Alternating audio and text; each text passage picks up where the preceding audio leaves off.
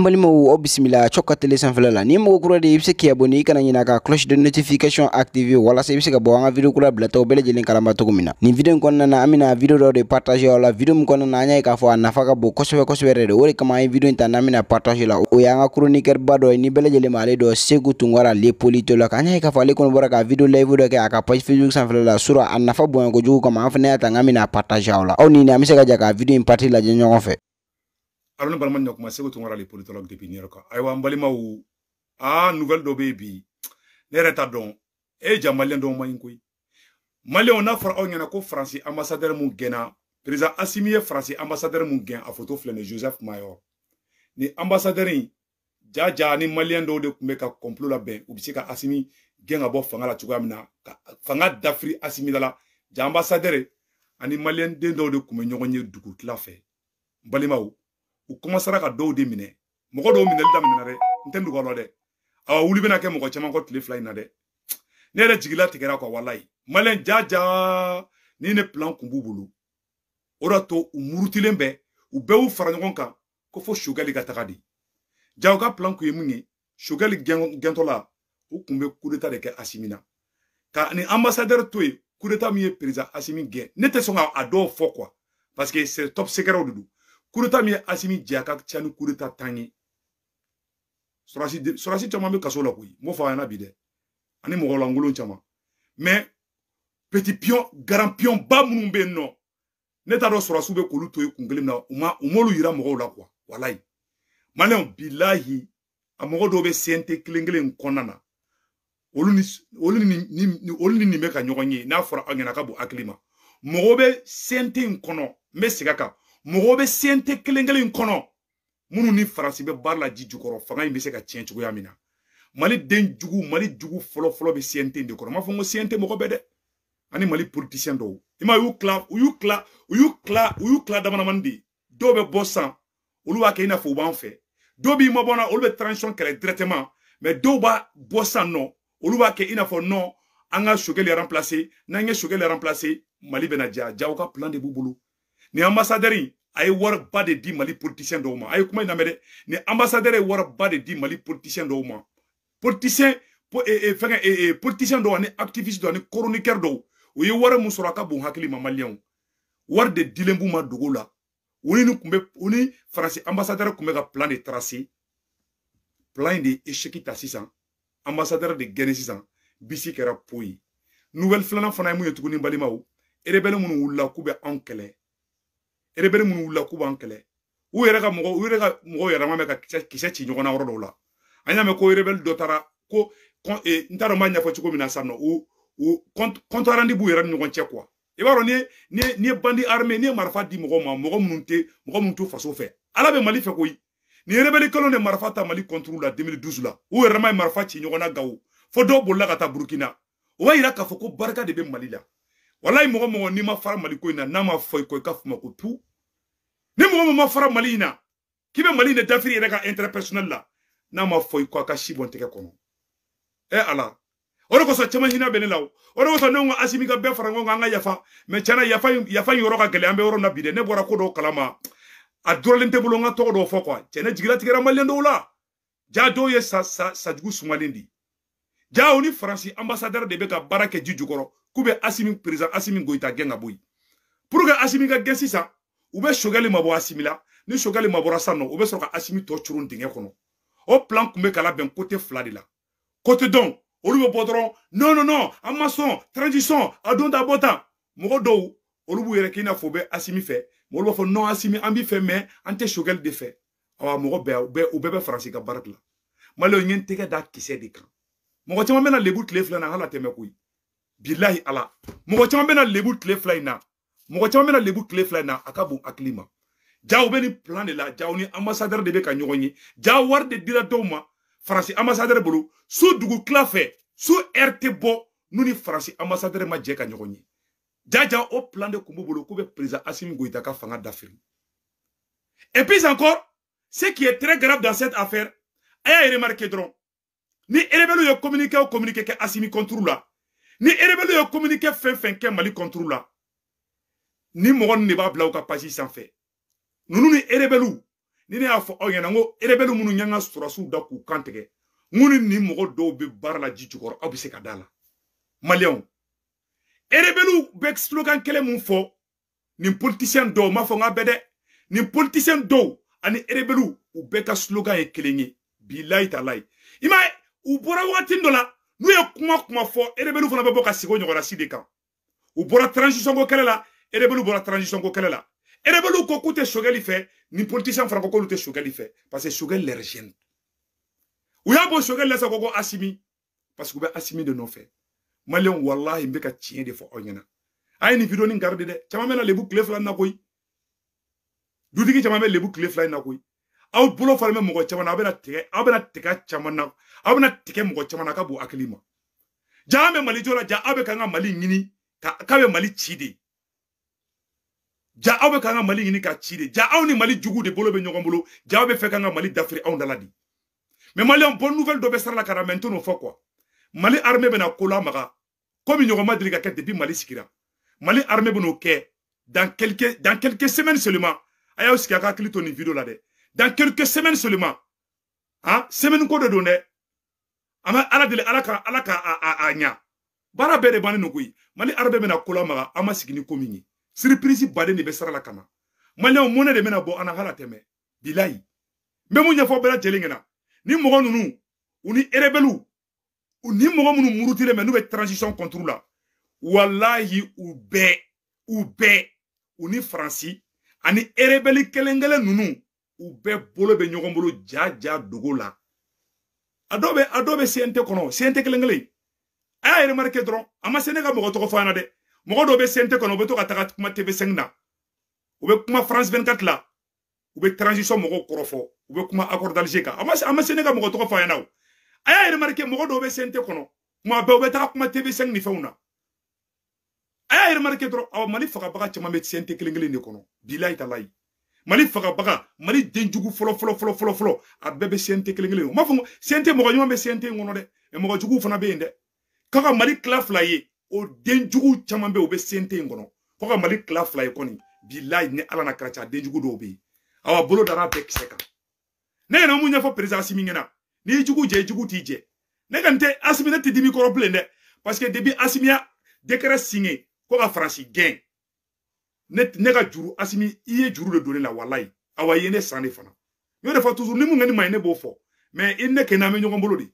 fɛn fɛn b'i protéger président Assimi ne Sékou Tounkara fana bɛ tan tɔ la de sa fo min sa walayi mais mun ɲɛfɔ maliyɛn anw ɲɛna u ye Faransɛw ka coopéra minnu bɔra kunun i m'a ye Macron y'a teliya ko Faransi coopérant fɛn bɛ baara kɛ an ka ambassades la k'u bɛɛ ka rentrer ko Faransi coopérant minnu ko n'u bɛ baara kɛ Mali ministère la aw bɛ se k'a faamuya yanni président Assimi Goïta ka na Faransɛw ka Mali ministre so Faransɛw ka représentant dɔ tun bɛ yen nɔ u tun bɛ bɔ an ka ko bɛɛ kalama président bɛ sigi o bɛ bɔ a kalama sisan Choguel de ko a ye tɛgɛrɛ fɔ Choguel kun dɛ Choguel ko Assimi ɲɛna ko Assimi ko an ka Faransɛ ninnu gɛn ka bɔ yan dɛ k'an ka Faransɛ ninnu gɛn ka bɔ yan dɛ c'est à dire Choguel b'u gêner de u tɛ sinɔgɔ u sinɔgɔtɔ Choguel u wulitɔ Choguel hali u bɛ sigo Choguel la awa u tɛ Choguel fɛ awa n'i ye Choguel kɛnɛ d'u ma a t'u fa kuma bamanankan de fɔli filɛ ɲɛna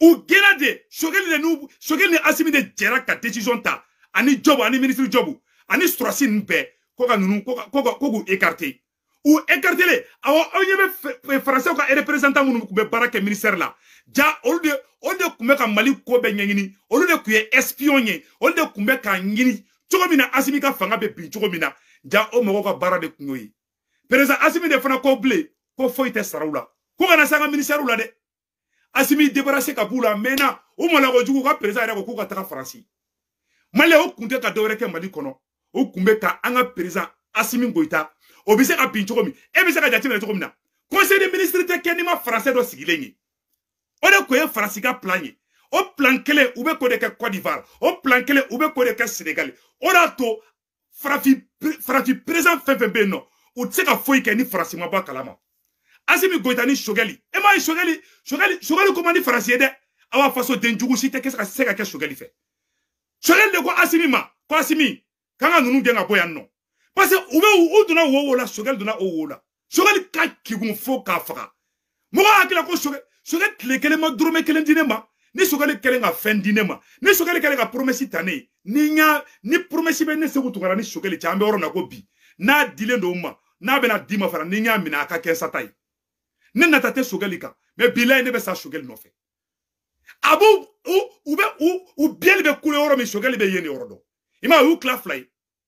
C'est ça, elle est la communication que la semaine passée là. Parce que l'armée malienne est en train de monter en puissance.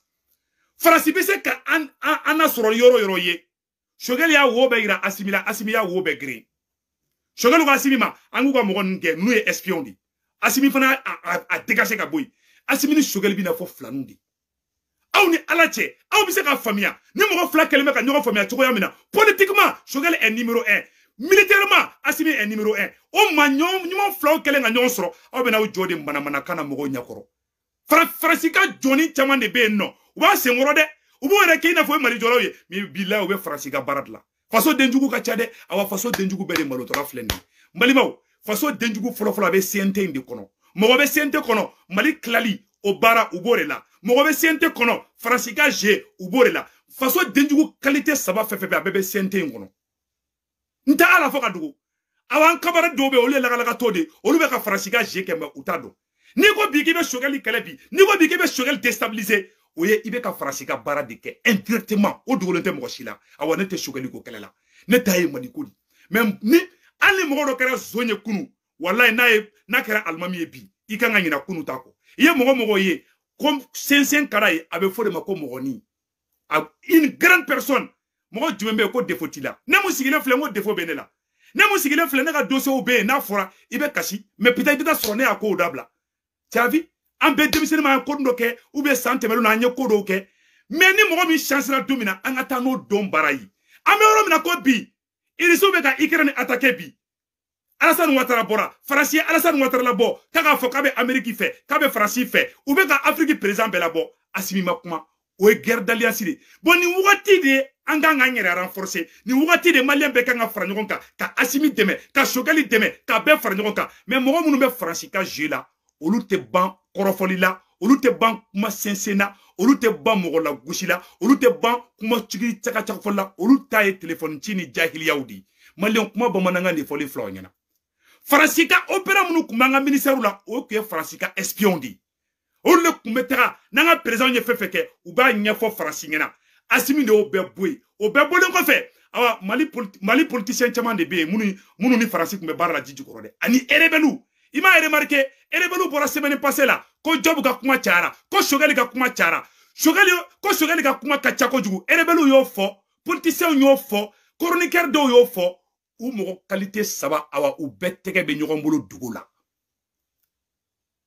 ou be yo woloni mundunde Shogel yo wolo mamuso de dun donc ou ba don politique sur la scène de politique don mo mi ka kebun avec politique don avec Fransi bien le couleur don oye Shogel di Shogel kumaka ay munda Fransika ay Fransi lebu kata nation zirina fo Malila ke yere wolo denye ke horon denye ke be Mali fe ke be fo Mali ka avancer ke be une transition fe eni alache eni ishiache e kan yi jobi ki nyi were ke be kuma faraliko kumaka Shogel ya ni de di kaka vie blanc en danger ni Français Shogel soro bi bila abafa ni Français asimi soro bi bila abafa aye de bini jo ika clapeti kofe un bon à rien.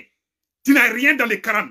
Wari minela jamana bola wari nyinina ede bini jobi kebe Shogel kala dibila adobe ka Shogel kala dibila adobe ka Shogel kala kerma ou kalto de kacha mais abena pay abena kule mo chamana olu be traiteur de ko menata nda do kuma na ima e tie folo mamandi ne be kuma ne te yere ani kumulo be aso ani jebe be ka kule no fe ni e galontige lai ni nambara toyi ni wuya folai ne sigu tungara ba fo pion hali chete ba fanka je l'ai fait dans le passé ala ya tie be tana dantege momu nya fo nyana bi Mali denjugu Mali jugu folo abebe CNT kelengele ne konnana ka fara politicien ka fara chroniqueur ka fara afin sugo ka afin sugo abebe CNT de ko anyama be abebe CNT kelengele ne kono odo ko so asimi i kolosi hier là asimi ka barata bulu kay asimi keleme ka kokura do fin mais j'ai pas le droit de dire mais Mali a na surprise chamanye akabu akilima wala asimi horon na binte sinone wala asimi horondi asimi chifa chamanye na anga ekipu asimi ya irale ka ekipu mogo sigini dadu unu nyongo chebli aya ira bela Assimina, les 5 colonels, plus tous les ministres de la transition, ou be bolo be nyogon bolo bi, ou be kadi bi. Mais voilà, ma chite na do on nyogon bi. Ama fo premier ministre, ama fo président Assimi Goïta ngena. Aki kolosi, Malion angan kolosi. Alassane Dramane Ouattara bora, kalebe sa Franci non fait. Franci be ka bebla ka bossi sa. Franci be ka guerre d'alliance de créer ça. Ikran problème konnana. Pour que ta Mali isolé, pour que kaso ka foko ko Mali rete ka kuma ko Mali ka position jumeye. Anga to anga position de truc konnana. Ikran de la ka Mali de meka teme. Irisu fana Mali de meka teme. Mais jahilu de jamana flying bla nyokona. Mais amé do ka ala ka jisuma ke nin kalen koka. Malion wallahi Mali be ka victoire finale de so. Franci jigi be mogo ka be ma. Franci jigi kumbe fen ka. A Franci jigi karla yoro bela. Franci ga sorosu be ka Mali blabi. Franci ga espion nous ka coopérant munu kumbe baraka nga ministère la. Olu fana olu totora 24 heures pour ka Mali bla. Ou be ou ka kasaw pour awa ou beta tola fle Franci. Non lu bora Franci sorosu ka bo. Franci tise ka don ayer dama no ble. Fona ngere jasira kanke mo langolo ni. Sinon ni Franci ko de bane pew. Franci ka janfa be dara kene ka pew. Awa Mali ka indépendance sur 100%. Tia ma chiti se ka Mali armée la jobi. Awa Mali armée be na kola magat kle flyna. Comme ñoko madda taruku kono. Mais men dan worola au lieu top secret yi ntera ndalula parce que ni son jalemba de be ka ni kuma info onyana. Ma chikela Antoni ni moment critique konana. Kibena mana kuma ta kibo short en synchro. Ante mogo shika mana kaname. Ni be transition fait. Il veut que les 5 colonels fait, il veut que transition ministre be fait, mais qu'elle transition fait, il n'a pas Abdou Niang dans le sou, que ni nyiramiana, non, et bien que sélection te kede, ame Modibo Kone fait, ame Maliki Diao fait, ame Colonel Wage fait, ame colonel, ame maréchal Assimi Goïta fait, aywa, ame colonel et général Sado Kamara, ame général Sado Kamara, amba li fana fait, machine tennis sigi, kebena nafia ke, qui m'a fait qu'on colonel Kaï, ou bien le premier ministre Maï, ou bien des Kélénés, Maliens, anga Miselita, anga ni transition moro kala, en morote gouvernement d'union nationale là, en euro mina ko bi tiens bangera, bi moro mounouni Franci, ambassadeur koumé kata wari ou d'union ma, dogola, en moro tlanche bedona, mais ama nyunou fait, ma Assimika ni Isumaya Zenade, Assimika Zenata ke sobe akana ire tar foita Zenata la,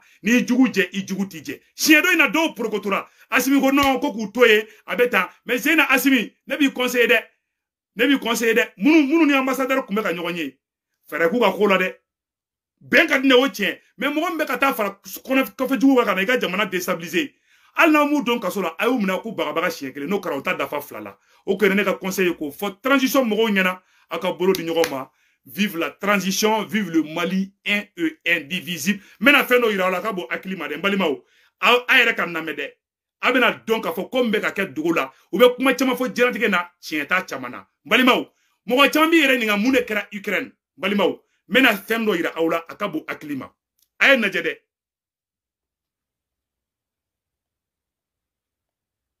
ay nor la je. Est-ce que vous pensez que Vladimir Poutine, lui, pourra jouer le jeu à terme en se rapprochant des États-Unis contre la Chine? Pour l'instant, c'est trop tard. Il n'a plus confiance. Vous savez, on a oublié, puisque la presse occidentale passe son temps à faire de Poutine un méchant, on a oublié qu'après les tours jumelles, vous savez, le fameux attentat contre les tours jumelles le 11 septembre 2001, le premier à appeler George Bush fut Poutine. Et c'est Poutine qui lui a donné l'aide des services secrets russes pour retrouver Ben Laden en Afghanistan.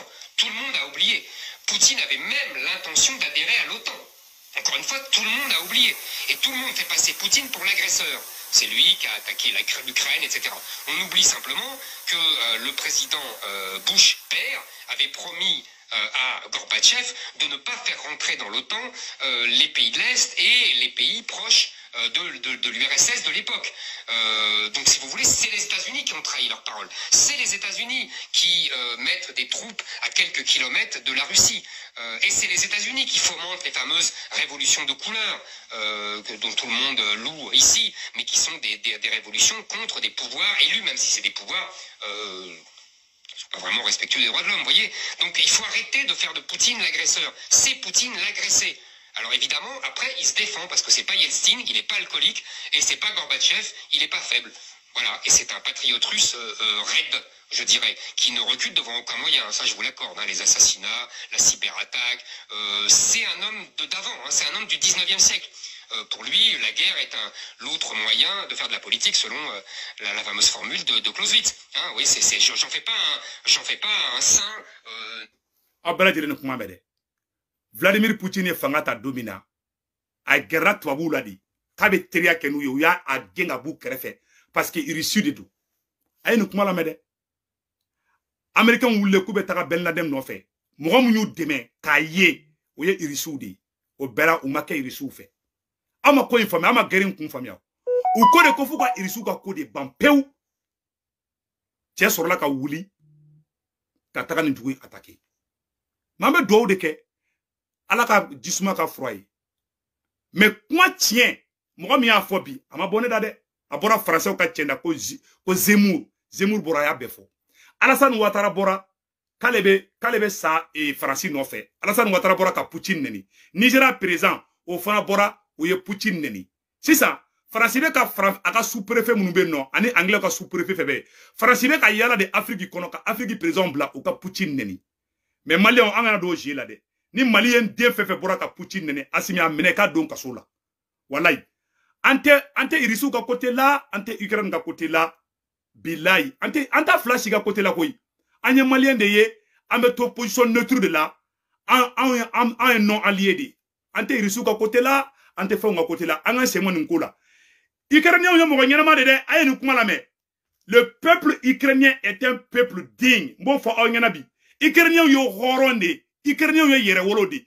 Ukrainien yo Mali demet dans les passés. Ukraine ni irisu be shia klendi ou be ko jamana klendi awa ou be Mali deme ka teme awa ou be Mali kadru formé ka teme Ukraine klengre.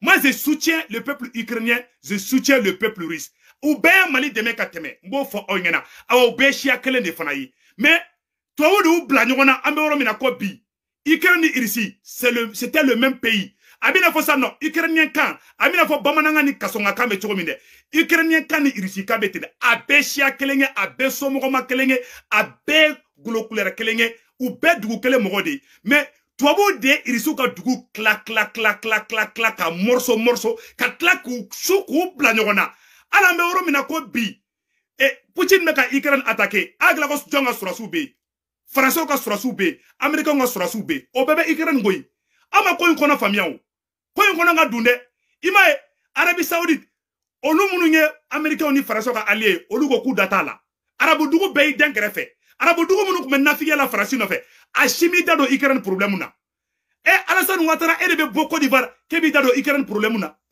ima français nga problème nye awte commune don ate kele mun don ata kun don Ukrainiens les Ukrainiens c'est de bonnes personnes hein. On a besoin de candidat ala. Mais présent mais Ukraine kuna mo nyana ma de te. Ukraine présent de ou ya chou de kabla irisula. Bilay. Sur la Ukraine population abina fosa non. Ivoirien mais malien fait ou. Mais Alassane Ouattara de te Mali fait. Sur la Ivoirien erreur. Problème de Côte d'Ivoire de Mali tché, problème de Côte d'Ivoire. Ça dit agara peuple ni présent confondu quoi. Présent colon. Obé mais peuple nyuma bende. Bon, Ukraine ni irisuga problème. Ukrainien, moi j'ai des amis qui sont des Ukrainiens. Ukrainiens ont gagné mon gagne ma udonde. Horon de Fnado, billahi tallahi ala. Mais, par exemple, kuna, toouda ani irisu blanyona. On est voilà la vérité. On a tourné ta partie priquée. Parce que, ni pas maman flaube kelela, il va do ala ka ban. Ukrainien ni irisu ou bekwe jamana kelele, armée rouge, Union soviétique, ok, Ukraine ni comment on appelle là ici ani jamana chama quoi ou kuma fole mako Union soviétique. Mais toi vous be frafra ku banyona katla tuguni katuka marama fenju bla Ukraine dugula ko nyesi irisu ka capitale ma o kele sorla orila kele ko nga dungo yi kele ko nga dun abina fosa non le peuple français n'est pas contre les Maliens mais c'est la politique française qui est contre le Mali. Ça dit me fait encore famille. Les Ukrainiens, c'est de bonnes personnes. Ukrainiens, ils ont horreur. Ils disent horreur. Ukrainiens, ils ont horreur. Ou béchia kelenge. Ou bé coronindorode. Ça dit, n'affique donna alini, ika sentri tchaiba boka fliduguma. Voilà un peu l'histoire entre les deux pays. Alaga herake Mali. Angana ndado nunkola. Nintanga problème nye. Alassane Ouattara yi siendo ala. Alassane Ouattara position ta. Nigeria fana position ta. Mais Mali kana bou kono de. Akambe.